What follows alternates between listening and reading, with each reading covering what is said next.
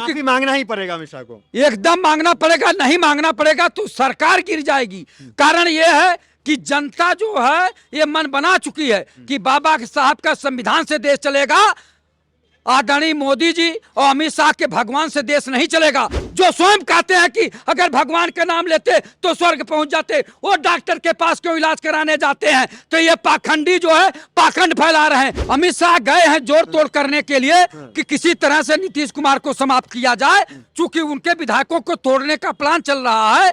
चूंकि इनके जो है विधायक बहुत कम है तो वो तोड़ के जो है सरकार बनाना चाह रहे हैं। ये लोग चरित्र निर्माण की बात नहीं करते हैं, ये लोग केवल पाखंड फैलाते हैं। चरित्र निर्माण जो है करने के लिए कोई योजना नहीं चला रहे हैं, केवल ये लोग पाखंड फैला रहे हैं। देश पाखंडियों से नहीं चलेगा, देश बाबा साहब के संविधान से चलेगा। और हम बताना चाहते हैं, चाहे अमित शाह जी हो, लालू जी ने ये बात बोली है कि अगर हमारा छोटा भाई डूब जाएगा तो कलंक किस पे लगेगा कि आप जिंदा थे उस समय, उसके बाद आपका छोटा भाई डूब गया।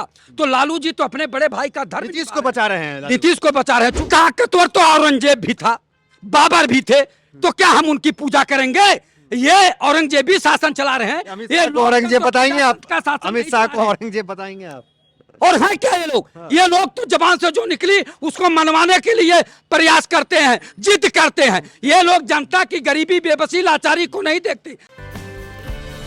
नमस्कार, मैं दानिश अंसार और आप देख रहे हैं पीआरबी। हमारे साथ बातचीत करने के लिए एक्टिविस्ट लालजी यादव मौजूद है। इनसे बातचीत करेंगे। बहुत एक्टिव रहते हैं मीडिया में बिहार को लेकर कि बिहार में क्या होगा। 14 तारीख को बड़ा सस्पेंस बना हुआ है कि नीतीश कुमार क्या करने वाले हैं। हमने पहले भी खबरें आपको दिखाई कि नीतीश कुमार दिल्ली जाते हैं, वहाँ ना तो जेपी नड्डा से मिलते हैं, ना तो अमित शाह से मिलते हैं और न प्रधानमंत्री मोदी से मिलते हैं। क्योंकि कभी भी कोई मुख्यमंत्री दिल्ली गया एनडीए का तो प्रधानमंत्री मोदी से उसकी मुलाकात होती ही होती है। लेकिन ये पहली बार है कि नीतीश कुमार दिल्ली जाते हैं, प्रधानमंत्री मोदी से नहीं मिलते हैं। और मीडिया कर्मी कई बार उनसे सवाल करते हैं, वहाँ नीतीश कुमार जो है अलग से चुप्पी साधे रहते हैं। क्या देख रहे हैं, क्या होने वाला? 14 का सस्पेंस बड़ा ये है क्योंकि पिछली बार इसी 14 तारीख को दही चूड़ा खा के नीतीश जी पलटी मार दिए। 2 दिन पहले कहे थे नीतीश जी कहीं नहीं जाएंगे और पिछले साल यही हो गया था। क्या कहेंगे?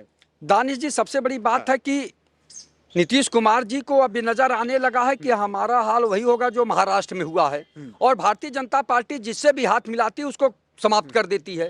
तो वो जयप्रकाश नारायण जी के आंदोलन से निकले हुए लोग हैं, जेपी आंदोलन से ये हुए, लालू जी हुए और स्वर्गीय रामविलास पासवान, समाजवादी विचारधारा के लोग हैं। और भारतीय जनता पार्टी का जो दांव पेच है वो बहुत खतरनाक है और नीतीश जी के समझ में आ गया है। आप बताइए कि अभी अमित शाह जी गए थे जो है बिहार में, और किसी का वो समारोह था, तो जब वो पहुंचे तो निकल गए थे। तो इससे पहले जो है स्वयं में नीतीश कुमार जी वहां जाके चले आए थे। और दिल्ली कई बार गए, न जेपी नड्डा से मुलाकात हुई, न जो है मोदी जी से हुई, और से नीतीश नहीं हुई। तो किसी से नहीं हो पा रही है। तो अब समझ जाइए कि दिल की दूरियां बढ़ती जा रही हैं। और अब जो है नीतीश कुमार जी को पूर्ण विश्वास हो गया है कि अगली बार ये लोग हमें समाप्त कर देंगे। इससे पहले कि मुझे अपना जो है पार्टी का वजूद बचाने के लिए तैयार हो जाना चाहिए, कि चूंकि इनके सांसदों को बीजेपी तोड़ रही है। ललन सिंह और जो है संजय झा, कौन से हैं, संजय झा हैं, ये लोग तोड़ रहे हैं। और यहाँ तक कि मुझे खबर है, जहाँ तक कि ललन सिंह जो है बिहार के मुख्यमंत्री का लालच बीजेपी ने दिया है कि आपको मुख्यमंत्री बना देंगे, पहले तोड़िए, और जब तोड़ के लाएंगे तो उनके जो नीतीश की पार्टी को खत्म करने का सौदा बीजेपी दे रही है, एकदम दे रही है। आप बताइए कि उनके जो है उप मुख्यमंत्री कई बार कह चुके हैं कि जो है आपकी बार जो है बीजेपी का मुख्यमंत्री होगा, बड़े भाई की भूमिका में रहेंगे। कौन सिन्हा जी हैं वो बोले, और विजय सिन्हा जी। इससे पहले एक थे और वर्मा जी या कौन थे, उन्होंने कहा कि पगड़ी तभी उतरेगी जब तक कि मैं नीतीश कुमार को, सम्राट चौधरी जो है बिहार के मुख्यमंत्री पद से हटा नहीं लूंगा। तो ये सब धारणाएं हैं। और नीतीश कुमार जी किस तरह से जी रहे हैं इस समय बीजेपी में, वो वही जान रहे हैं। लेकिन पूरा देश जान चुका है कि नीतीश जी को अब जो है भारतीय जनता पार्टी समाप्त करना चाहती है। नीतीश जी के समझ में आ गया है। नीतीश के ऑफर को क्या देख रहे हैं आप? देखिए, लालू जी तो नीतीश जी को बचाने के लिए प्रयास में है कि नीतीश जी आरजेडी राष्ट्रीय जनता दल बचा रहे हैं कि जेडीयू को बचा रहे हैं? क्या कर रहे हैं वो इस समय जेडीयू को बचा रहे हैं। कारण है कि एक भाई डूब रहा तो दूसरा अगर बड़ा भाई है तो उसकी नैतिक जिम्मेदारी है कि अपने छोटे भाई को बचावे। नीतीश डूब रहे हैं बीजेपी में, ये कह रहे हैं। एकदम नीतीश जी डूब रहे हैं। लालू जी बड़े हैं। हाँ। लालू जी बड़े हैं। और जब पटना विश्वविद्यालय के लालू जी अध्यक्ष हुआ करते थे तो ये लोग महामंत्री हुआ करते थे। तो इस नाते क्या लग रहा है 14 को जो है, जो सस्पेंस बना हुआ है खेला होने का, वो होगा, संभव है? एकदम है, संभव है। माननीय नीतीश कुमार जी समझदार नेता हैं और परिपक्व नेता हैं। उन्हें मालूम है कि हमारा हाल एक नाथ शिंदे वाला हो जाएगा। और जो है भारतीय जनता पार्टी का इतिहास रहा है, जिसको मिला है, शिवसेना को मिला है तो उन्हें खत्म कर दिया, और एनसीपी में अजीत पवार को मिला के खत्म कर दिया एनसीपी। तो इस तरह से जो है अब ये भी सोच रहे हैं कि हमें भी खत्म कर देंगे नीतीश कुमार जी। तो ये स्वाभाविक है कि भारतीय जनता पार्टी जिससे हाथ मिलाती है उसे समाप्त कर देती है। और भारतीय जनता पार्टी के तमाम नेतागण पहले कह चुके हैं कि अब की बार जो है भाजपा का मुख्यमंत्री होगा, चाहे सम्राट चौधरी जी रहे हों और चाहे जो है ये विजय सिन्हा जी रहे हों। सारे लोग कह रहे हैं। तो नीतीश कुमार जी को सब पता लग गया है। लालू के ऑफर पे क्या कहेंगे? जेडीयू को ऑफर, क्या आरजेडी को जिंदा करने के लिए लालू ऐसा ऑफर दे रहे हैं? नहीं, आरजेडी तो स्वयं में जिंदा है। लेकिन अपने छोटे भाई को डूबने से बचाने के लिए लालू जी ने ये बात बोली है कि अगर हमारा छोटा भाई डूब जाएगा तो कलंक किस पे लगेगा कि आप जिंदा थे उस समय और उसके बाद आपका छोटा भाई डूब गया। तो लालू जी तो अपने बड़े भाई का धर्म, नीतीश को बचा रहे हैं। नीतीश को बचा रहे हैं। चूंकि जब पटना विश्वविद्यालय में, ये तो विरोधी है आपस में, आप कह रहे बचा रहे हैं। देखिए विरोधी अलग की बात है, ये लोगों का पारिवारिक संबंध भी है। और जब पटना विश्वविद्यालय में लालू यादव जो है अध्यक्ष हुआ करते थे तो नीतीश कुमार जी वगैरह महामंत्री हुआ करते थे। तो इन लोगों का संबंध बहुत पुराना है। भारतीय जनता पार्टी जो है आरएसएस के संविधान से चल रही है और मनुस्मृति से चल रही है, बाबा साहब के संविधान को खत्म कर रही है।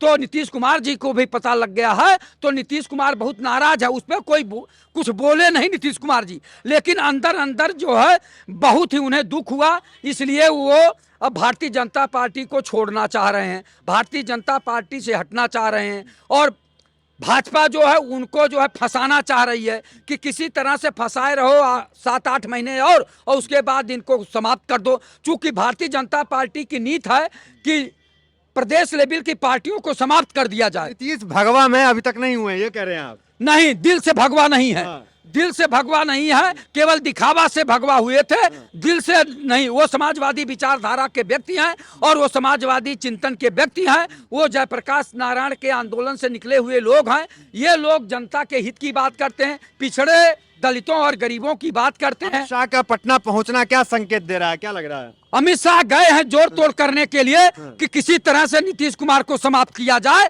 चूंकि उनके विधायकों को तोड़ने का प्लान चल रहा है, चूंकि इनके जो है विधायक बहुत कम है तो वो तोड़ के जो है सरकार बनाना चाह रहे हैं। जो है अपना सरकार यानी भारतीय जनता पार्टी का मुख्यमंत्री बनाना चाह रहे हैं। लेकिन ये संभव नहीं है। 14 तारीख के बाद ही जो है ये पलट जाएगा। और यही नहीं पलटेगा, बिहार की सरकार ही नहीं बदलेगी, केंद्र की सरकार भी बदलेगी। इसलिए भारतीय जनता पार्टी बहुत परेशान चल रही है। अमित शाह बार बार जा रहे हैं और पटना में है, लेकिन अभी भी नीतीश कुमार से मुलाकात नहीं हुई अमित शाह जी से। तो ये क्या परिलक्षित करता है, क्या दिखाई दे रहा है आप लोगों को? पत्रकार महोदय, आप लोग तो बहुत ही बाबा साहब अम्बेडकर का जो मुद्दा है वो ठंडा हो गया, दब गया है? नहीं, अपमान का मुद्दा जो अपमान, देखिए बाबा साहब का अपमान नहीं सहेगा हिंदुस्तान।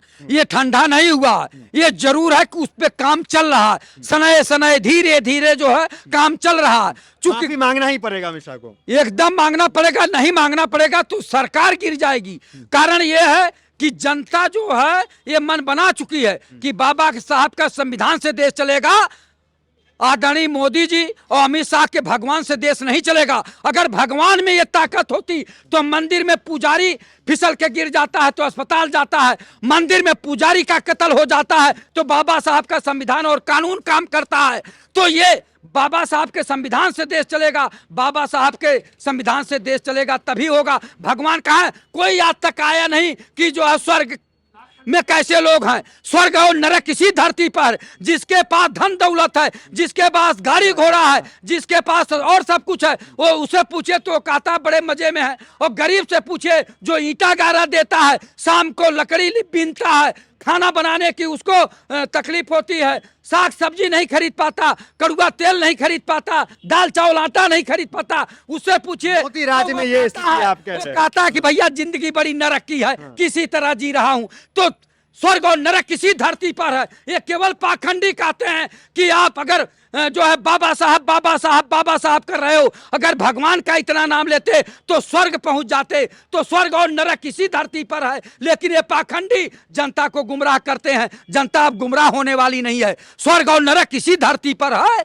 और अगर भगवान में ताकत है तो मंदिर में पुजारी की हत्या क्यों हो जाती? मंदिर में पुजारी फिसल के गिर जाता है तो क्यों डॉक्टर के पास ले जाते हैं? और जो मूर्ति में प्राण प्रतिष्ठा की हुई होती, वो मूर्ति क्यों नहीं उठ के कहती जा बेटा ठीक हो जा? क्यों नहीं लोग उठ के चले जाते हैं? तब तो अस्पताल जाते हैं। और जो स्वयं कहते हैं कि अगर भगवान का नाम लेते तो स्वर्ग पहुंच जाते, वो डॉक्टर के पास क्यों इलाज कराने जाते हैं? तो ये पाखंडी जो है पाखंड फैला रहे हैं। ऐसे ये जो है और यहाँ बागेश्वर धाम वाले पैदा हुए हैं, ये लोग चरित्र निर्माण की बात नहीं करते हैं, ये लोग केवल पाखंड फैलाते हैं। चरित्र निर्माण जो है करने के लिए कोई योजना नहीं चला रहे हैं, केवल ये लोग पाखंड फैला रहे हैं। देश पाखंडियों से नहीं चलेगा, देश बाबा साहब के संविधान से चलेगा।